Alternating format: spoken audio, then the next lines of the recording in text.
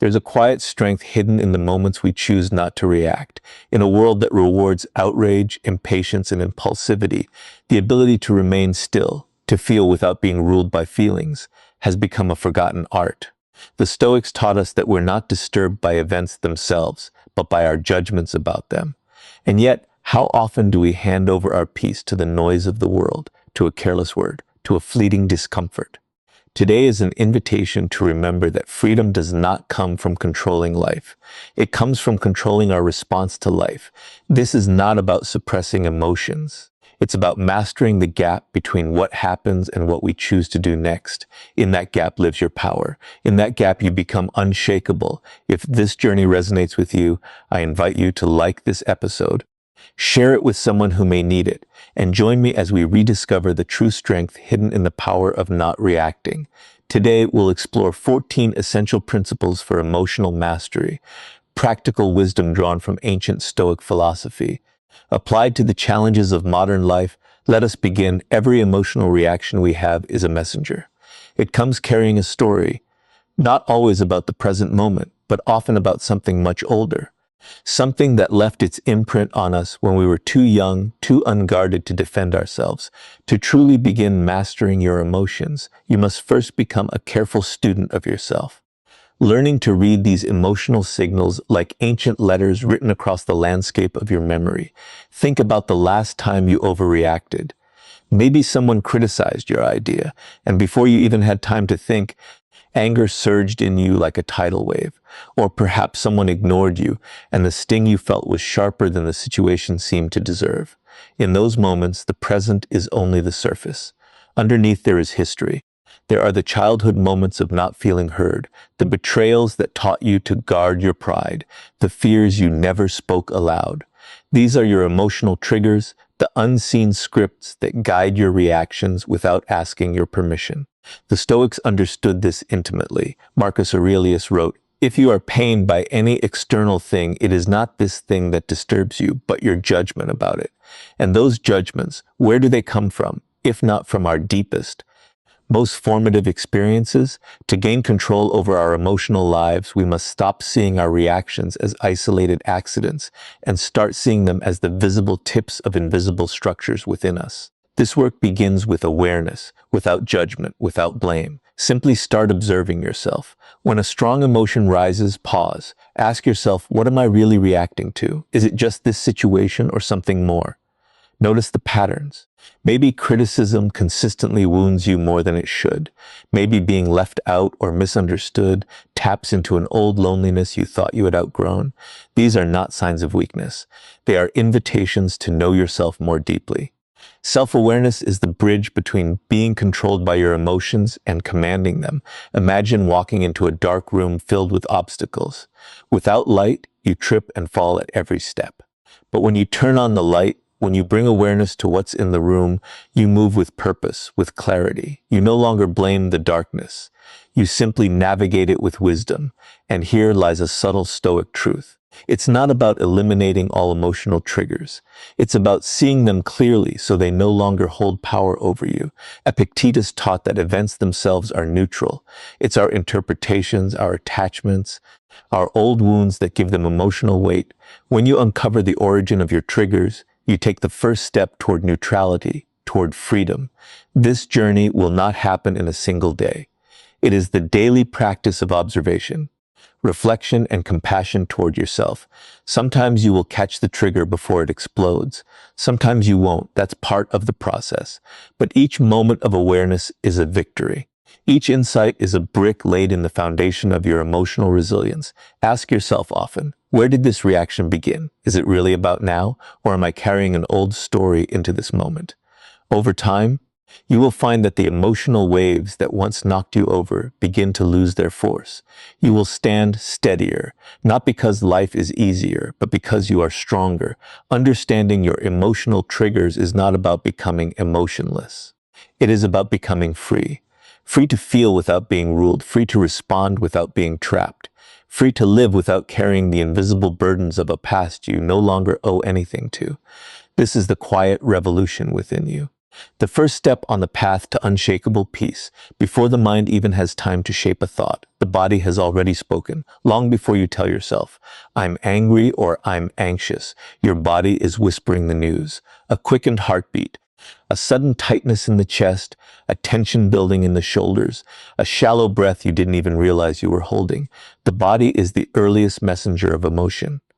And if you learn to listen carefully, it becomes your most loyal ally in emotional mastery. Too often we live disconnected from our own bodies, lost in thought, rushing through tasks. We barely notice the physical sensations rising and falling within us all day long. But every emotion, every surge of feeling has a physical signature. Anger might tighten your jaw. Anxiety might flutter in your stomach. Sadness might weigh on your chest like a stone. These sensations are not accidents. They are alarms, soft at first, louder if ignored, designed to bring your awareness back to yourself. The Stoics believed in training the mind through observation. Marcus Aurelius often wrote about watching his own mind as if from a distance, observing its movements without judgment. Today we understand that true observation must begin not just in the mind but in the body, the very place where reactions are born. Noticing the body is the beginning of reclaiming the sacred pause between stimulus and response. Instead of being swept away by anger, fear, jealousy, or sadness, you feel the first ripple. You recognize, something is happening inside me. And in that recognition, you open a door where choice lives, a door where you are no longer a prisoner of your instincts, but an active participant in your experience. When a situation stirs emotion in you, train yourself to check inward first.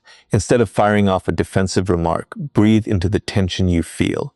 Instead of retreating in silent resentment, place a hand gently on your own chest and notice the heartbeat. Slow down. Ask yourself, what is my body telling me before my mind tries to explain it away? This practice of embodied awareness is simple but not easy. It demands presence. It demands patience. It demands a willingness to feel discomfort without running from it. In many ways, the body is more honest than the mind. The mind can rationalize, deny, distort. But the body, it tells the truth plainly. If you feel unsafe, your muscles will tighten. If you feel unseen, your breath will shallow. These signals are not weaknesses to overcome. They are invitations to deeper understanding. And with understanding comes choice. If you notice your body early enough, you can intervene. A few slow, deep breaths can soften the storm before it explodes. Relaxing your shoulders consciously can send a signal of safety back to your nervous system. Slowing your breath can break the rising spiral of panic before it consumes you. Mastery does not mean you never feel these waves. It means you learn to surf them instead of drowning in them. Seneca once said, "We suffer more in imagination than in reality." Much of that suffering is amplified because we miss the body's early warnings and let our imagination run unchecked. But if you anchor yourself first in sensation, in what is real right now, you strip the emotion of much of its destructive momentum. You ground yourself in the present, where clarity is still possible. Imagine your body as an emotional early warning system, a living compass that alerts you to storms before they fully form. Each signal is a chance to choose a different path, to step back, to breathe, to respond from wisdom rather than reflex. This is not repression. This is not avoidance. This is the highest form of emotional respect, listening fully before acting. In time, this practice becomes second nature. You will move through the world with a new sensitivity, not hypersensitivity, but awareness. You will notice the flicker of anger before it becomes rage, the tightening of anxiety before it becomes paralysis. And because you notice, you can navigate. You can choose patience over impulsiveness, calm over chaos, clarity over confusion. Noticing the body is not a small practice. It is the foundation of all emotional control. For without the ability to feel our inner landscape clearly, we are forever at the mercy of external winds. Master the signals of your body, and you begin to master the storms of your life. There is a moment so brief, so subtle, between the stimulus and the response. A fraction of time where freedom lives. Most people miss it. They move straight from feeling to reacting, like a spark meeting dry grass. But the greatest strength we can cultivate is the ability to find that space, to expand it, and to live inside it. This is where mastery begins. Not in suppressing emotion, not in denying it, but in learning to choose our action instead of being enslaved by impulse. The world often praises quick reactions. Be fast, be sharp, respond immediately. But wisdom, true wisdom, moves differently. It does not rush, it does not flinch, it waits, listens, and only then responds. The Stoics understood this timelessly. Epictetus taught that while we cannot control external events, we can always control our judgment about them. That judgment happens in the pause. Without it, we are nothing more than puppets pulled by the strings of circumstance. Creating a pause is not easy at first. Our biology is wired for speed, fight, flight, freeze. When we feel threatened, slighted, embarrassed, the body floods with energy, preparing us to act. This instinct once saved lives. Today, it ruins conversations, careers, relationships. In the modern world, it is not the strongest who thrive, but those who can breathe through the first wave of emotion and choose a response that aligns with their highest values, not their momentary feelings. How do we build this pause? It starts with the simplest practice: breathe. When you feel an emotion rising, don't speak, don't act, just breathe. A slow, conscious breath interrupts the chain reaction of impulsivity. It sends a signal to your nervous system that you are not under immediate threat, that there is time, that you are safe enough to think. Alongside breathing comes reflection. As you inhale and exhale slowly, ask yourself quietly, what am I about to do? Is it necessary? Is it kind? Is it wise? These questions create just enough distance between you and the emotion that you can see it clearly. Not as a master you must obey, but as a messenger you can choose to heed or release. At first, it will feel unnatural. The impulse to react quickly is strong, conditioned by years of habit. You might feel foolish taking a breath instead of snapping back. You might feel vulnerable, pausing when everything inside you demands action. But over time, you will discover a deeper kind of strength emerging, the kind that cannot be provoked, the kind that remains rooted even when the winds of anger, fear, or shame blow fiercely. Marcus Aurelius captured this perfectly. You have power over your mind, not outside events. Realize this and you will find strength. Notice he does not say you will find whackness. Strength is found in restraint, not reactivity. It is in the quiet refusal to be dragged by passing emotions that we discover the immovable center within ourselves. This practice of pausing is not about becoming passive. It's not about letting others walk over you or staying silent when action is needed. It's about choosing your action consciously. Sometimes after pausing, you may still need to speak firmly, to defend a boundary, to assert your needs. But the difference is you will act from clarity, not from chaos, from principle, not from panic. Imagine yourself as a musician. Every note matters, but so do the silences between the notes. Without the pause, the music becomes noise. Your life is the same. Every word you speak, every action you take is part of a song you're composing, a song of character, of integrity, of mastery. The pauses are not emptiness. They are where meaning is made. And so, train yourself gently, patiently, to live into the pause. Start small. When you feel annoyed at a comment, pause. When fear grips you after a mistake, pause. When pride tempts you to lash out, pause. Even one deep breath. Even 1 second of reflection can change the entire trajectory of a moment, and sometimes of a relationship, of a career, of a life. With time, the pause will grow. What once felt like an impossible effort will become a natural rhythm. You will not be a slave to every feeling that passes through you. You will be free, free to choose, free to respond, free to remain at peace even when the world around you is losing its own. Document the pause, live in it, protect it. For in that small sacred space between stimulus and response, you hold the key to an unbreakable life. We often think of mindfulness as something distant, almost sacred, a practice reserved for silent retreats, for meditation cushions, for moments stolen from the rush of daily life. But the truth is far simpler and far more profound. Mindfulness is not an event you attend or a ritual you perform. It is a way of being, a way of breathing, walking, eating, speaking, where presence becomes the thread that weaves meaning through even the smallest actions. At its heart, mindfulness is the practice of returning again and again to the reality of now. It is noticing your life as it unfolds, instead of missing it while chasing thoughts about the past or worries about the future. The Stoics, though they never used the word mindfulness, embodied this spirit fully. Marcus Aurelius in his Meditations reminds himself again and again to come back to the task at hand, to stay rooted in the present, to act with full attention and integrity, no matter how small the act. And yet, how often do we drift? How often do we live entire days in a haze of automaticity, going through motions without true awareness, eating without tasting, listening without hearing, speaking without intention? In these moments, life itself passes us by. Not because it is moving too fast, but because we are not truly there to meet it. To reclaim your mind, to begin mastering your emotional responses, you must first reclaim your attention. Practicing mindfulness in daily life is the art of doing just that. It starts with simple invitations. When you eat, eat. Notice the flavors, the textures, the movement of your hand to your mouth. When you walk, walk. Feel the ground beneath your feet, the rhythm of your breathing, the way the air brushes your skin. When you speak, speak. Listen fully to yourself and to the other, without preparing your next words in your mind. Each ordinary action holds within it the opportunity for extraordinary presence.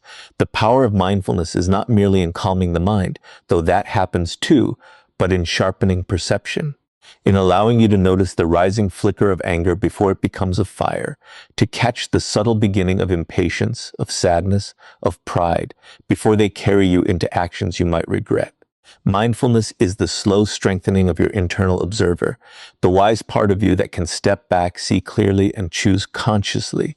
It is tempting to believe that such awareness requires more time, more space, more silence than modern life affords. But mindfulness is not about adding something new to your day. It is about changing the quality of what is already there. Washing dishes can be mindfulness. Writing an email can be mindfulness. Sitting in traffic can be mindfulness, if you are fully there, instead of lost in resentment or worry. Seneca once said, "True happiness is to enjoy the present without anxious dependence upon the future." That is mindfulness, the art of sinking into the richness of the present moment without demanding it be different, without needing it to promise you more. And mindfulness is not passivity. It is not an escape from life's duties or challenges. It is an engagement with life at its most authentic level. When you are present, you become more effective, not less. Your actions carry more power because they are not diluted by distraction. Your words cut deeper because they are chosen with care. Your emotions lose their tyrannical grip because you catch them in their infancy, before they gather unstoppable momentum. The path of mindfulness begins with small choices. One breath noticed, one conversation given full attention, one meal eaten without screens, without rushing, without distraction. Do not underestimate these small acts. Like drops of water carving stone, their power accumulates slowly, invisibly, until one day you look back and realize you have changed. Your mind is clearer, your heart is steadier, your life feels richer. Not because circumstances have improved, but because you have finally arrived inside your own existence. And when life's inevitable storms come, as they always do, mindfulness becomes your anchor. It does not stop the rain, but it keeps you from being swept away. It does not eliminate sorrow or anger, but it allows you to hold them gently, to see them clearly, to respond with wisdom instead of reflex. The great secret is this: the life you are searching for, the peace you are chasing, the strength you long for, they are not somewhere else waiting to be found. They are here, in this breath, in this step, in this conversation, always here, always waiting for you to notice. Practice mindfulness in your daily life, and you will discover that presence is not only a practice, it is a homecoming. To know yourself is the beginning of all wisdom. Yet in a world that constantly pulls our attention outward, to news, to noise, to the endless movements of others, turning inward has become a rare, almost radical act.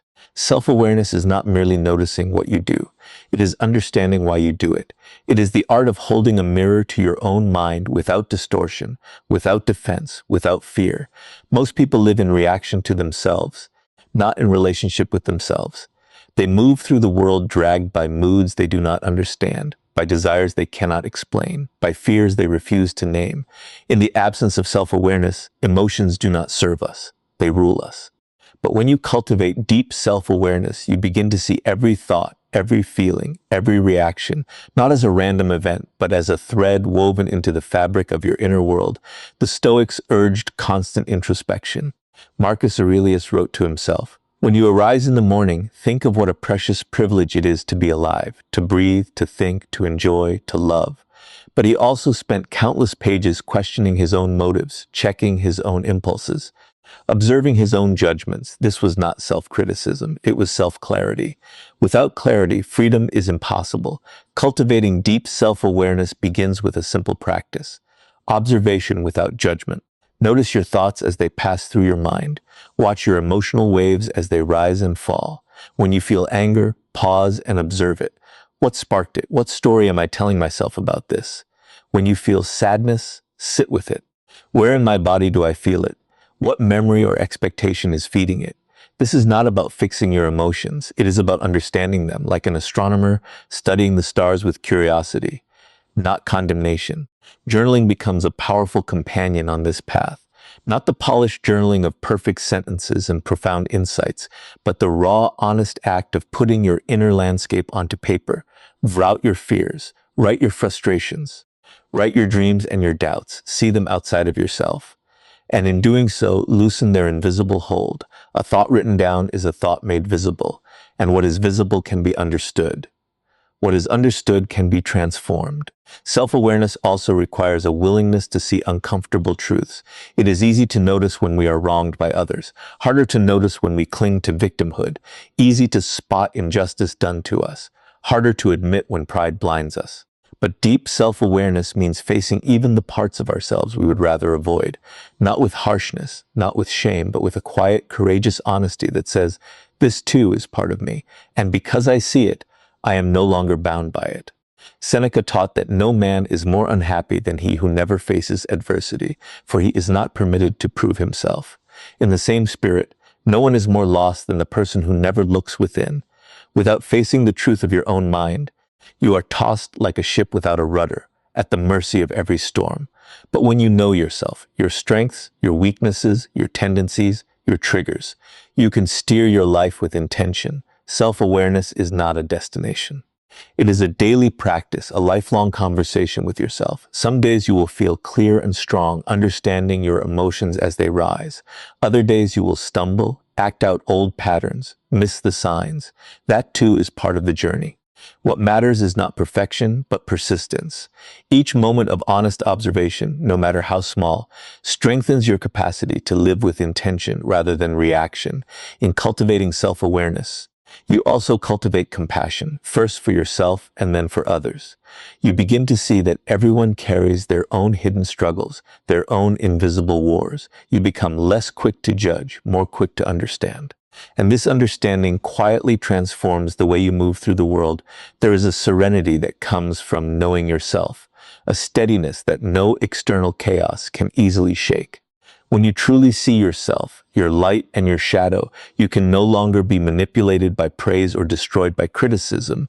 You become anchored in something deeper than opinion, deeper than circumstance, ensured in the simple, unshakable truth of who you are. Cultivate deep self-awareness, and you no longer live at the mercy of unseen forces within you.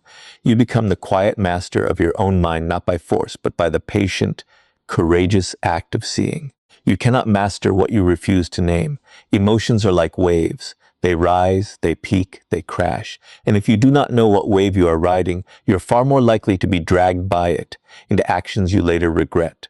To cultivate emotional control, you must first cultivate emotional literacy, the ability to recognize what you feel, to call it by its true name, and to sit with it without panic or judgment. It sounds simple. It is not.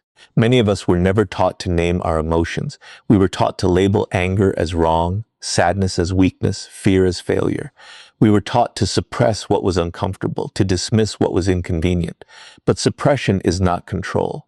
Denial is not mastery. What we push away grows stronger in the shadows. The Stoics, despite their reputation for emotional restraint, did not advocate for ignoring emotions. They advocated for understanding them. Seneca wrote, "No man is more unhappy than he who never faces adversity, for he is not permitted to prove himself." In the same spirit, no man is more vulnerable than he who refuses to face what stirs inside him. True strength lies not in pretending you are unmoved, but in seeing clearly how you are moved and choosing your response from that place of clarity. Labeling emotions is the first act of courage. It requires honesty. It requires vulnerability.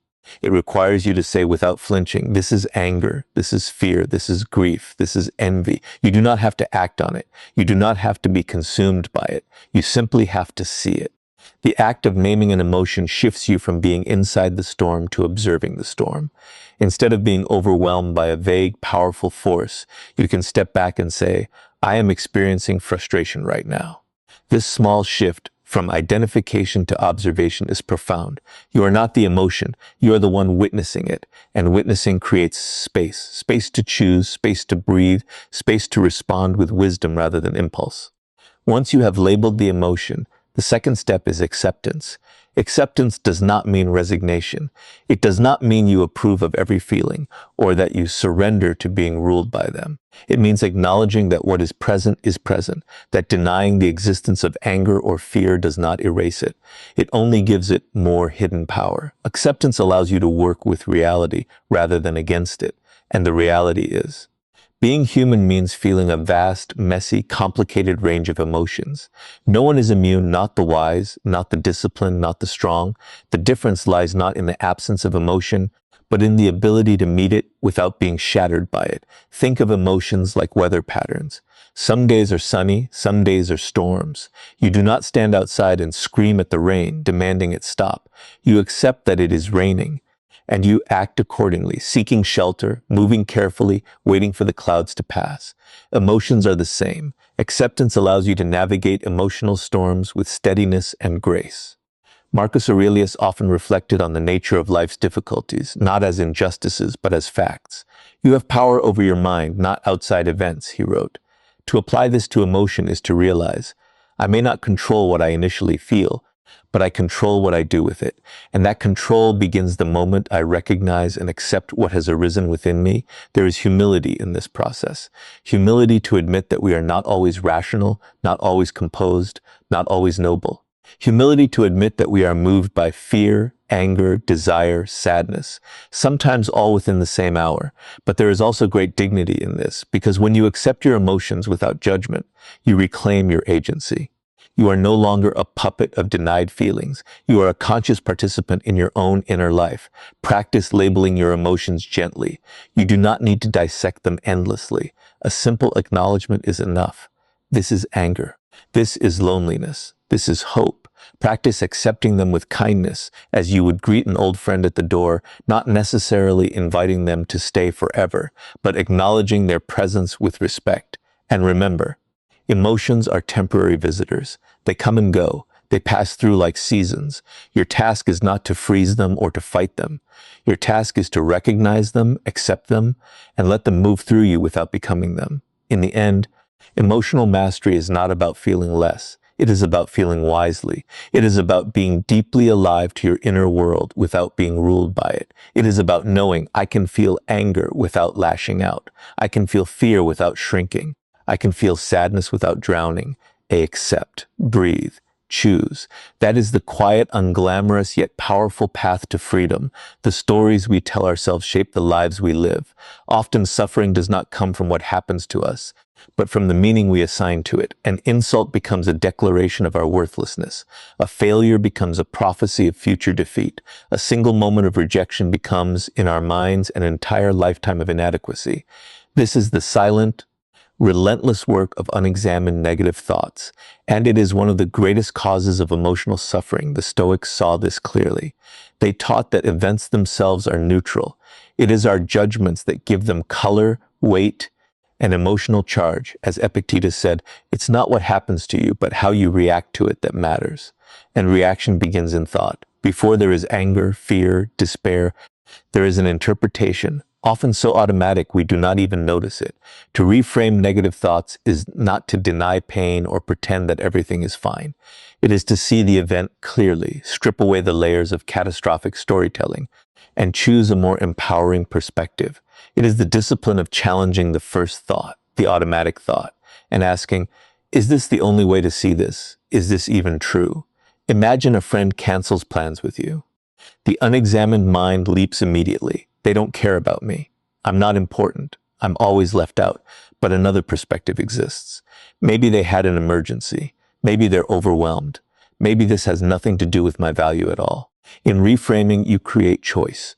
You reclaim power over your internal landscape. This is not about naive optimism. It is about realistic flexibility, about recognizing that your first emotional reaction is often the loudest, but rarely the wisest.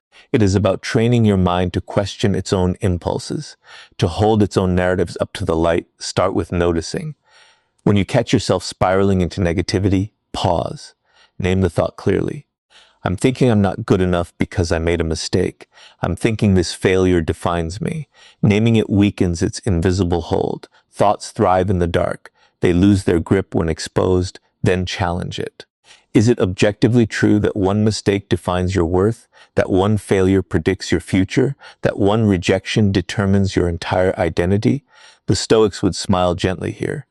They would remind us that we are not our circumstances, but how we meet our circumstances. Reframing also invites neutrality. Not everything needs to be labeled good or bad. Sometimes events are simply events, raw material for growth, for practice, for resilience. Marcus Aurelius would often remind himself, this is neither good nor bad, it simply is. This neutrality is powerful. It allows you to meet life with open hands instead of clenched fists. Over time, reframing negative thoughts becomes less about fighting negativity and more about building a new habit of thought, a habit of seeing possibilities where you once saw dead ends, a habit of interpreting setbacks as lessons, not verdicts, a habit of compassion toward yourself when you stumble rather than harsh judgment. This does not mean pain disappears. Life will still wound you at times, but with reframing, wounds become teachers rather than life sentences. Pain becomes something you move through, not something you build your identity around. It takes daily effort. Some days reframing will feel natural. Other days the old narratives will pull at you, loud and heavy. That is the nature of any deep change. Uneven, imperfect, human. But each time you pause, each time you question, each time you choose a better thought, you are rewiring your mind toward freedom. Reframing is ultimately an act of emotional sovereignty. It is refusing to be at the mercy of the worst interpretations your mind can offer. It is choosing to see yourself, your life, and your challenges through a lens that strengthens you instead of breaking you. Ask yourself often, what else could this mean? What is the most empowering way to see this? What would someone wiser than me see here? In that questioning, you loosen the grip of negativity. You make space for wisdom, for resilience, for peace. You become the author of your inner world rather than a passive character tossed by every passing thought. And that, quietly, steadily, changes everything. Strength is often mistaken for hardness. We are taught subtly and openly that to be strong is to be unfeeling, to move through the world untouched, to build walls thick enough that nothing can penetrate. But the deepest strength is not found in walls. It is found in openness, in the quiet, resilient courage of empathy and compassion.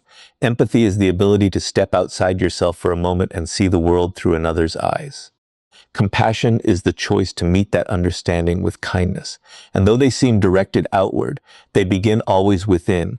Practicing empathy for others means recognizing that everyone is fighting battles you cannot see.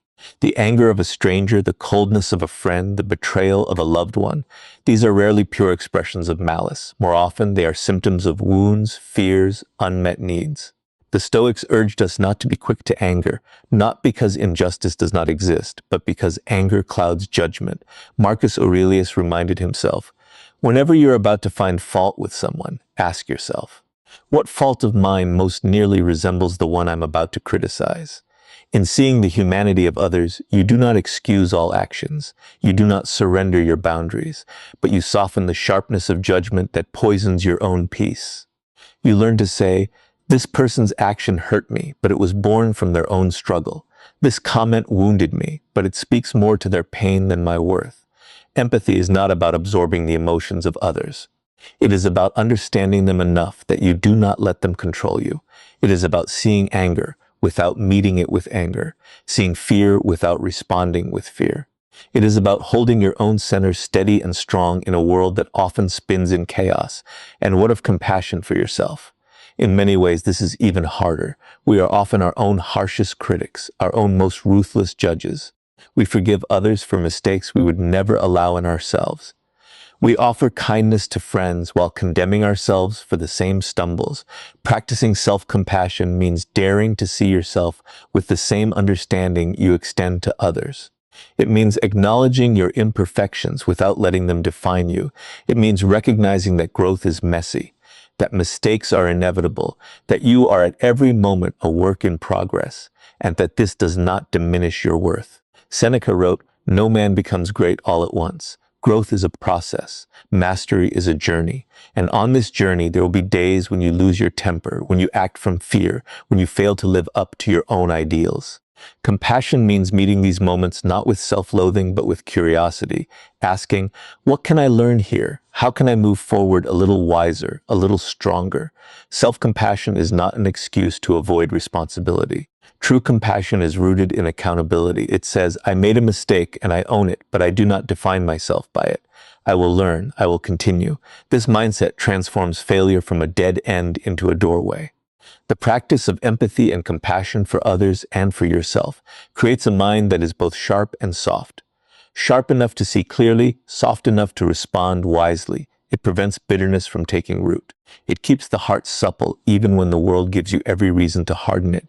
Empathy teaches you patience with others. Compassion teaches you patience with yourself.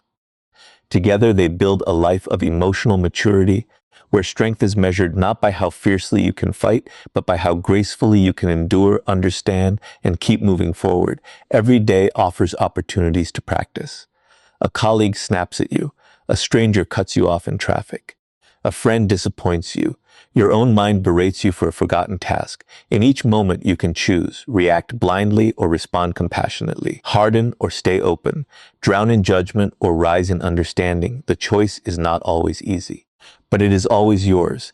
And every time you choose empathy over anger, compassion over criticism, patience over blame, you become stronger, not in the brittle way of someone who cannot be touched, but in the profound way of someone who cannot be broken. Practice empathy. Practice compassion for others, for yourself, and watch how quietly, how powerfully your world transforms.